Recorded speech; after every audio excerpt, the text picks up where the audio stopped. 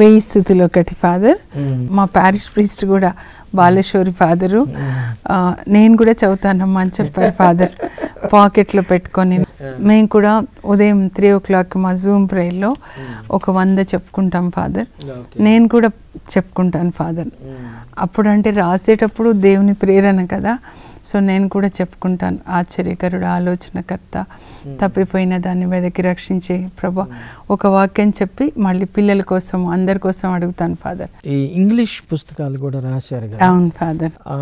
అవి అంశాలు ఏంటో దరిదాపు వీటిని ఇంగ్లీష్ సేమ్ ఫాదర్. సో వీటిని ఇంగ్లీష్లో తీసుకొచ్చారు. ముత్తంగిలో ఇంగ్లీష్ తెలుగు 2 మ్యాగజైన్స్ ఉంటాయి father. So Telugu English same topic అన్నమాట అట్లా. కానీ నాకు బ్రదర్ జాన్ అని మా టీచర్ వాళ్ళ బ్రదర్, ఆయన హెల్ప్ చేశారు father. So credit goes to him father. తర్వాత క్రీస్తురాజ్ ఫాదర్ గారి కూడా నేను కృతజ్ఞతలు చెప్పాలి. ఆయన చాలా, ఎందుకంటే మీలో ఉన్న రచయితను బయటికి తీసింది ఆయన. సో రచయితకు ఊపిరి పోసాడు. అవును ఫాదర్. నేను దీనికంటే ముందు 97లో ప్రీచింగ్ కూడా ఫాదరే ఎంకరేజ్ చేశారు ఫాదర్.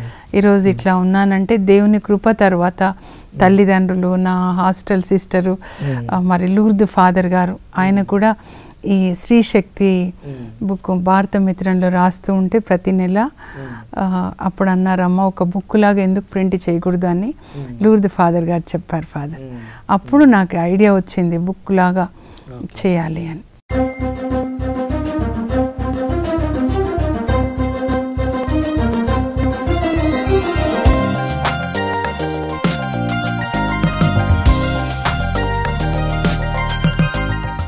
మీలాగా అందరూ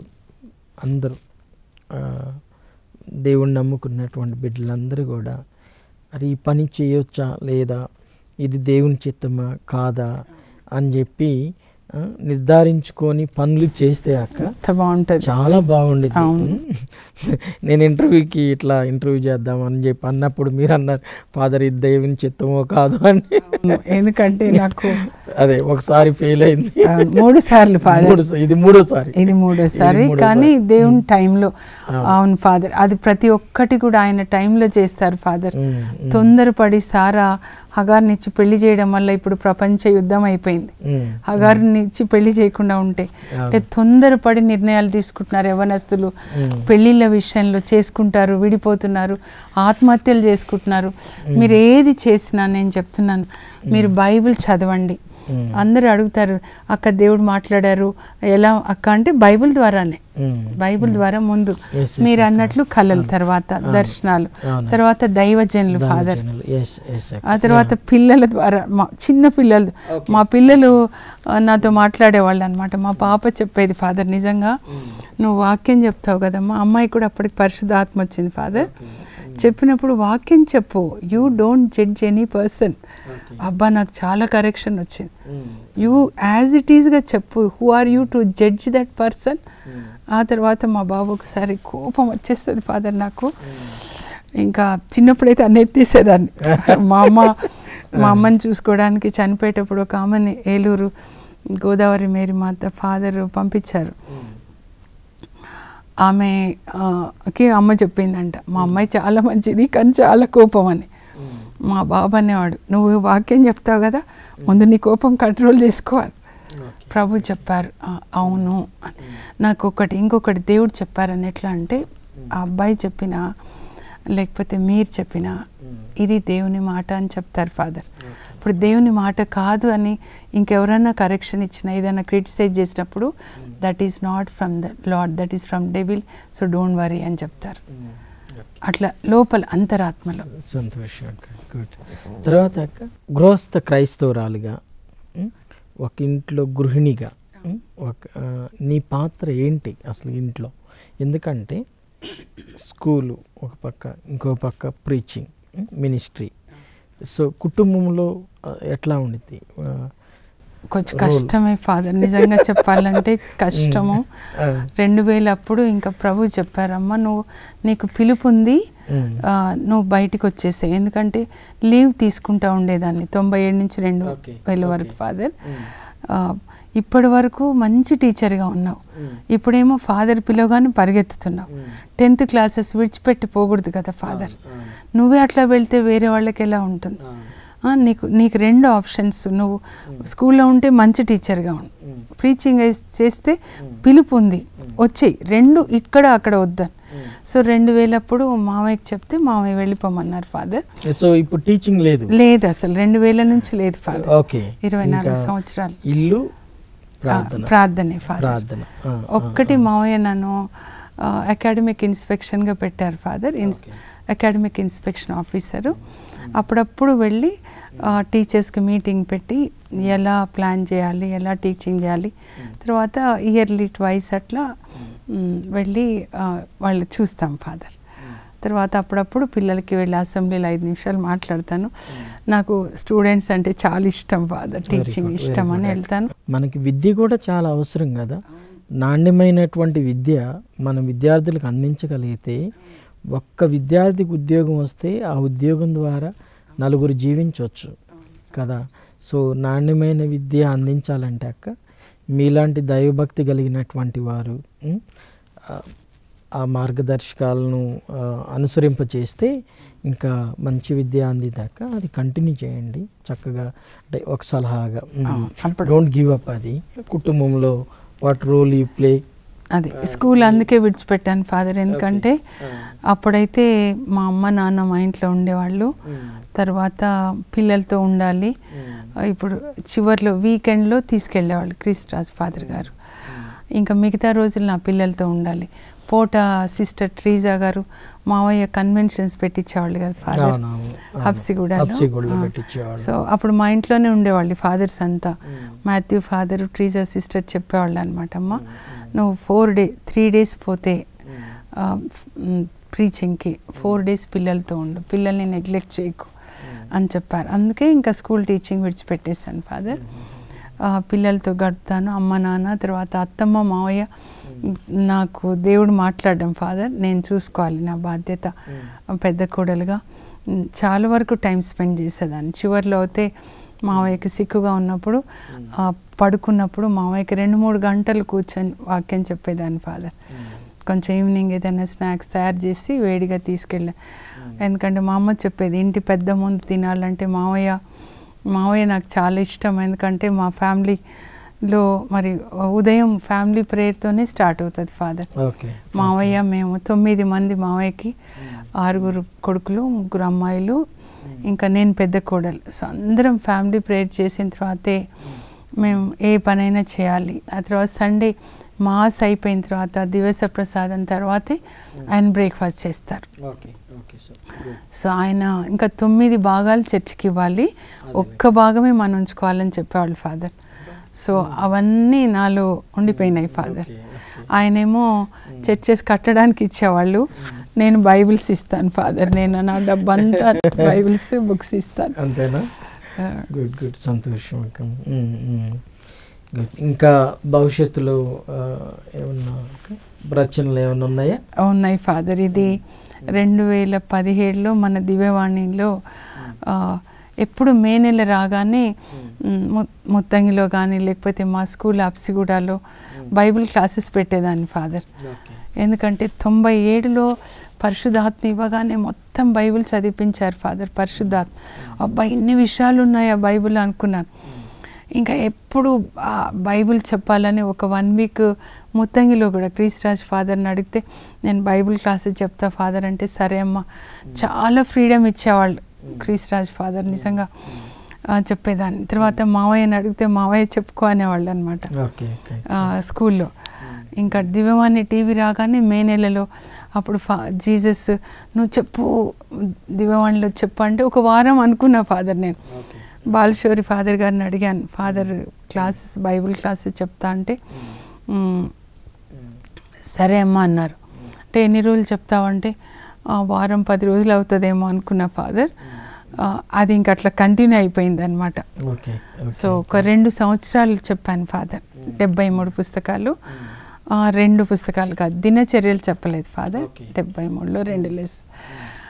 అప్పుడు అప్పటి నుంచి నా లోపల ఉంది ఫాదర్. ఒక్క బుక్ గురించి ఇంట్రడక్షన్ రాస్తే అప్పుడు చదువుకోవడానికి వాళ్ళకి అర్థమవుతుంది కదా, ఈ బుక్ ఇది, ఈ బుక్ ఇది అని.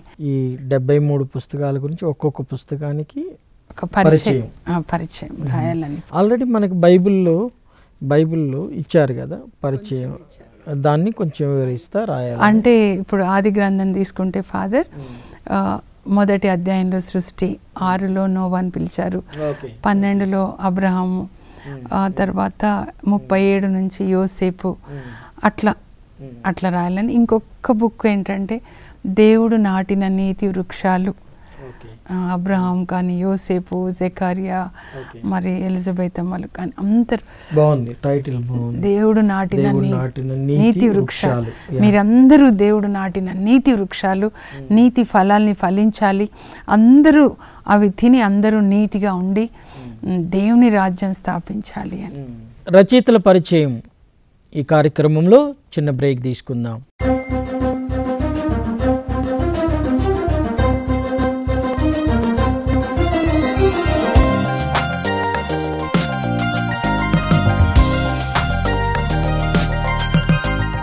రచయితల పరిచయం ఈ కార్యక్రమానికి మీ అందరికీ పునఃస్వాగతం.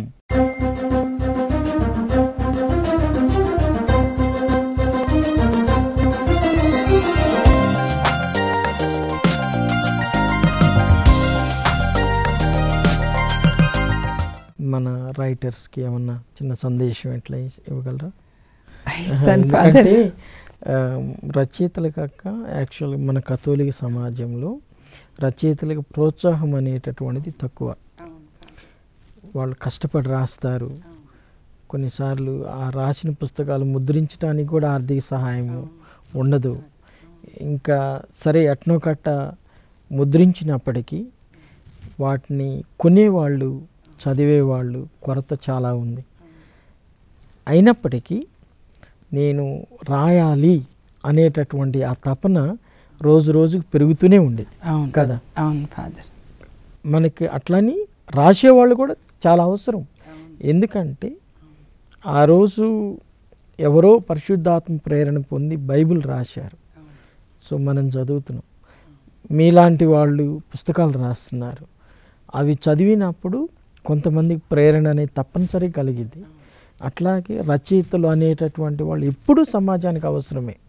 సో ఈ నేపథ్యంలో రచయితలకి మీరు ఇచ్చేటటువంటి సందేశం? చాలా మంది అంటుంటారంటే నా తెలుగు సింపుల్గా ఉంటుంది ఫాదర్, వాడుక భాష. అవును. ఇంకా మమ్మల్ని ఇంకా కొంతమంది అమెరికా వెళ్తే మీ తెలంగాణ వాళ్ళు, మీరు వరంగల్ అంటే తోలుకుపోతా అట్లా అంటారంటారు. కానీ మా తాతలంతా గుంటూరే ఫాదర్, మేము గుంటూరు. అయితే మీరు ఇది అడిగారు కాబట్టి చెప్తున్నాను. కానీ మీ భాషలో ఎక్కడ తెలంగాణ వ్యాస? అదే ఫాదర్, పరిశుద్ధ ఆత్మదేవుని భాష సింపుల్ గా ఉంటది. లూర్దు ఫాదర్ అంటారు సింపుల్ గానే చెప్పమ్మా అంటారు. అయితే నేను మీరు అడిగారు కాబట్టి చెప్తున్నా ఫాదర్. ఇప్పుడు పేతురు గారు అన్నారు కదా మీరు, 2 పేతురు 1:21 పేతురు గారు ఏమంటారంటే, ఆయన లెటర్స్ నేను బాగా చదువుతాను. మొదటి పాపు గారు అంటారు కదా, ఈ పుస్తకము ఇన్ని సంవత్సరాలు ప్రపంచం అంతా ఉంది. 2010కి 2930 భాషల్లో ఉందంట ఫాదర్. ఈ భాషలో లేదు అని లేదు. ఎందుకు ఉంది అంటే ఇది గాడ్స్ బ్రీదింగ్.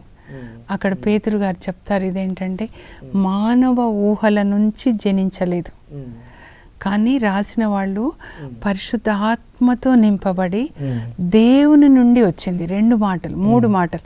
ఇది ఊహల్లోంచి రావద్దు, పరిశుద్ధ ఆత్మని పొందిన తర్వాత దేవుని నుంచి వచ్చింది అన్నమాట.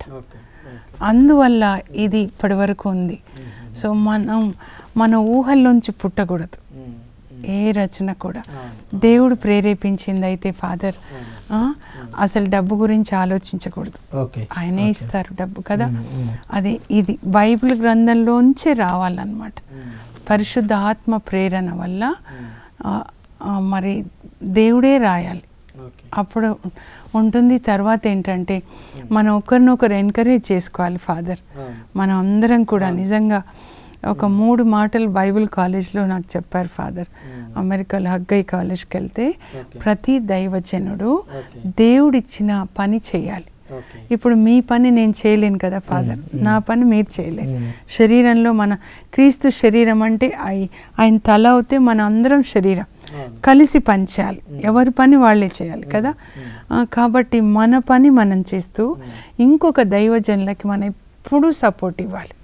ఈరోజు నేను ఇట్లా ఉన్నానంటే మరి మీరందరూ సాయం చేశారు, క్రీస్ రాజ్ ఫాదరు, లూర్దు ఫాదర్ కదా ఫాదర్. తర్వాత ఇంకొక యంగర్ జనరేషన్ని తయారు చేయాలి, అది కూడా నా ఉద్దేశం అన్నమాట.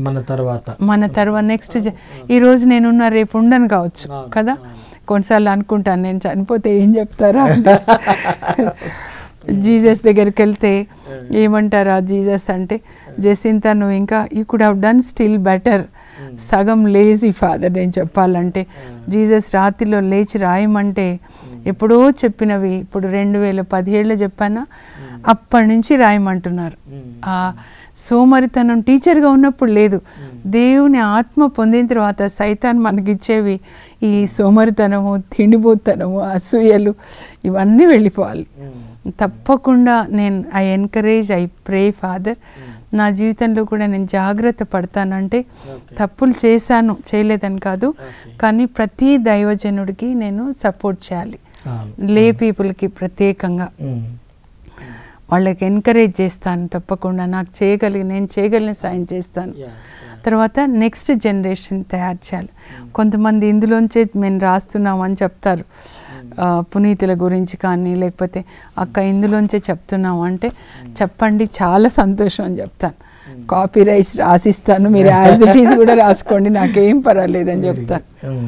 తర్వాత ఏంటంటే ఒకటి ఇక్కడ ప్రోత్సాహంగా వచ్చేపాటికి మీరు చెప్పింది ఒకటి. తర్వాత ఏంటంటే మనల్ని ఎవరో పొగుడుతారని, మనం ఏదో చేస్తారని, మనకి ఏదో గుర్తింపు వచ్చింది అన్నటువంటి ఆ ఉద్దేశాలు ఉండకూడదు.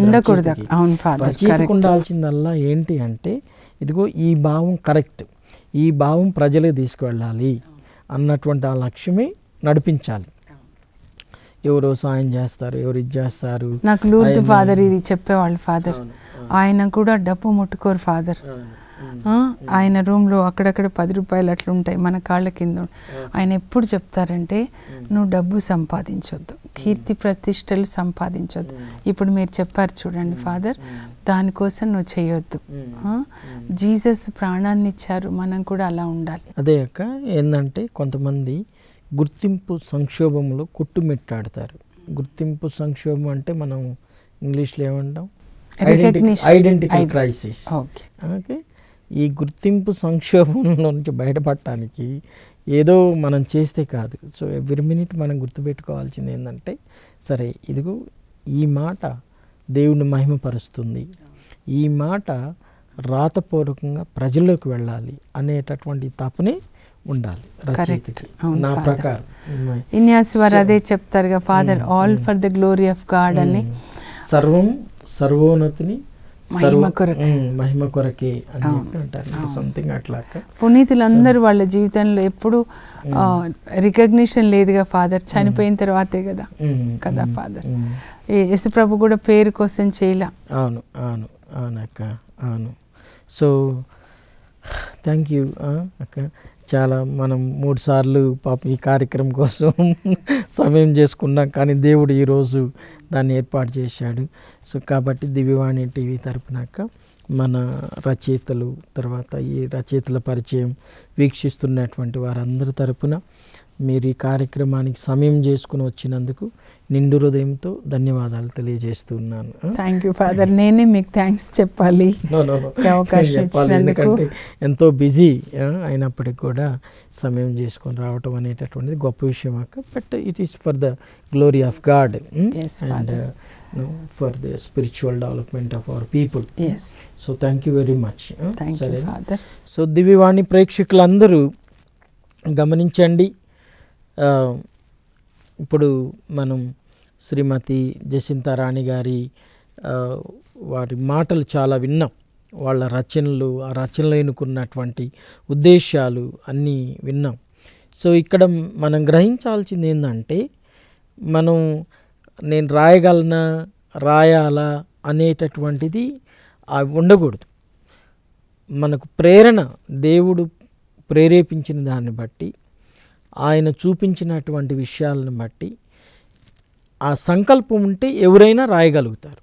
సో అది మనకు అర్థమయ్యేటటువంటిది. కాబట్టి అనునిత్యం కూడా దేవుని చిత్తం ఏంటో తెలుసుకొని ఆ దేవుని చిత్తానికి అనుగుణంగా మనం నడుచుకుంటూ దేవుని యొక్క మహిమార్థమై మనం సంకల్పించే ప్రతి పని కూడా దేవుడు జయప్రదం చేస్తాడు, ఫలప్రదం చేస్తాడు. ఈ విషయం అనేటటువంటి తెలుస్తుంది. కావున ఈ కార్యక్రమాన్ని వీక్షించినందులకు మీ అందరికీ వందనాలు తెలియజేస్తూ ఉన్నాను. మళ్ళీ అదేవిధంగా వచ్చేటటువంటి రచయితల పరిచయం కార్యక్రమంలో మరొక ముఖ్యమైనటువంటి రచయిత యొక్క రచనల గురించి మనం తెలుసుకుందాం. మీలో ఈ పుస్తకాలు దాదాపుగా మన కథోలిక ప్రజల దగ్గర అందరి దగ్గర ఉండొచ్చు. లేనటువంటి వాళ్ళు ఎవరికైనా ఏదన్నా పుస్తకం కావాలంటే జషింతారాణి గారిని మీరు ఫోన్ చేయొచ్చు, సంప్రదించవచ్చు. సో చాలా ధన్యవాదాలు. అందరినీ దేవుడు దీవించునుగాక. Thank you father. దేవునికి వందనాలు, మీకు కూడా వందనాలు. పుస్తకాలు రాసినా రాయకపోయినా మీరు బైబిల్ చదువుకొని దేవుని యొక్క వాక్యం మీ హృదయంలో, మీ మనసులో రాయబడి మీరు దాన్ని పాటించగలరని నా మనవి. Thank you father. థ్యాంక్స్.